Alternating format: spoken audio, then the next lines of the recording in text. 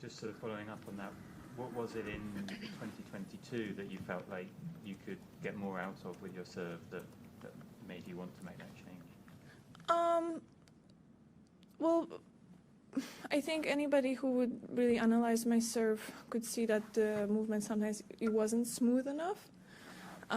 So sometimes when I got more tight, it got like a little bit worse. And hopefully we can avoid that with my new serve. Hi again, David Law from the Tennis Podcast. Just on the subject of working on your own game each year, I know a couple of your losses last year at Grand Slams, one to Elena Rybakina here, another one to Jelena Ostapenko at the US Open, both really, really big hitters. Have you consciously tried to work on anything to combat that type of player during the off-season? Not really. Honestly, I played really tight match against Elena in Rome, but I got injured,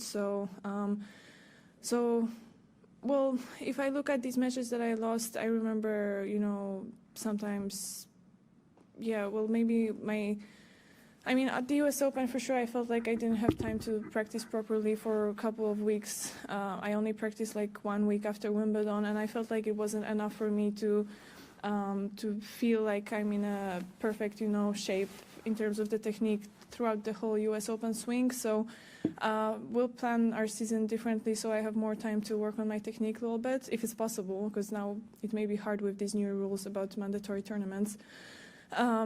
But, well, for sure, these are the players, they're, at the top of the game, and it's not easy to play against them. I wouldn't compare, I wouldn't put together Elena's and Jelena's game because they're completely different.